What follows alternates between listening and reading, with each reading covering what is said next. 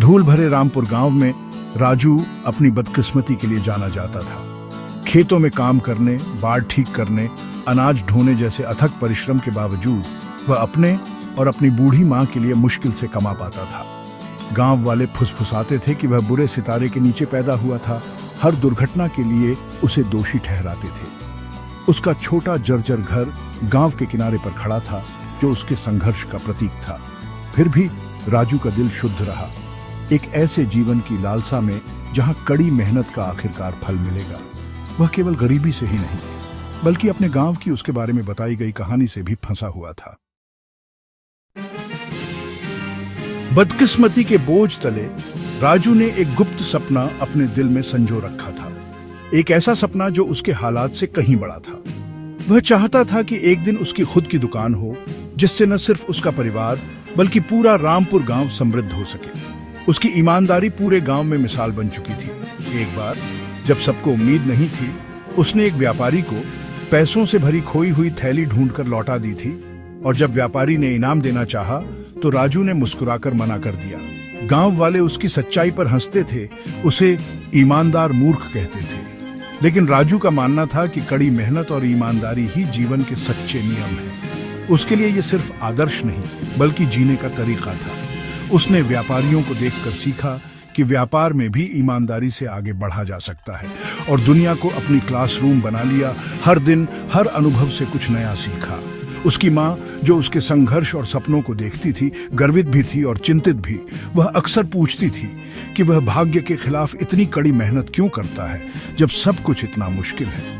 राजू मुस्कुराकर जवाब देता, माँ, भाग्य एक खेल हो सकता है, लेकिन मैं अपने नियमों से खेलूंगा और हार नहीं मानूंगा। उसे विश्वास था कि आशा ही उनके पास सब कुछ है, और वही उसकी सबसे बड़ी ताकत है।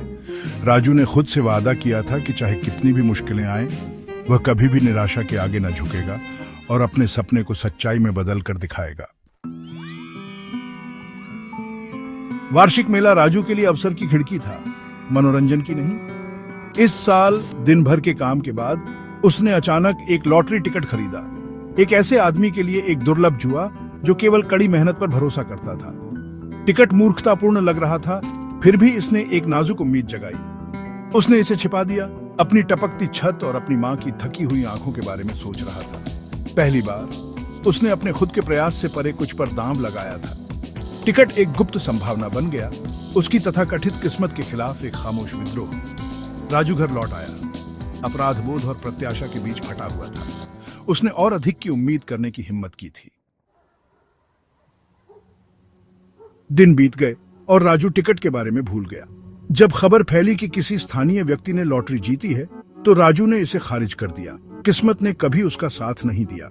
लेकिन जब सुरेश, जमींदार के बेटे, ने उसे चिढ़ाया और उसका टिकट नंबर पढ़ा, तो भीड़ खामोश हो गई। राजू का नंबर जीतने वाले ड्रॉ से मेल खाता था।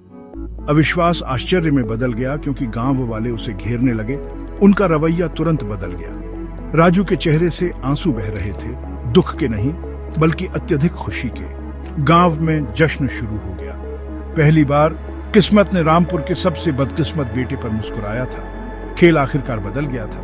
राजू का जीवन हमेशा के लिए बदलने वाला था। रातों रात राजू रामपुर का सबसे अधिक मांग वाला आदमी बन गया। उसकी किस्मत ने जैसे पूरी बस्ती की नजरें उसकी ओर मोड़ दी, और हर कोई उसके आसपास मंडराने लगा। जिन्होंने कभी उसे ठुकराया था, वे अब प्रशंसा और सलाह दे रहे थे। लेकिन राजू उनकी अचानक स्नेह को समझ गया। उसे एहसास था कि यह बदलाव असली नहीं, बल्कि उसकी नई हैसियत का असर है। अपनी मां की बुद्धिमत्ता से निर्देशित होकर वह विनम्र और सतर्क रहा। मां ने उसे सिखाया था कि सच्ची पहचान विपरीत परिस्थितियों में ही सामने आती है।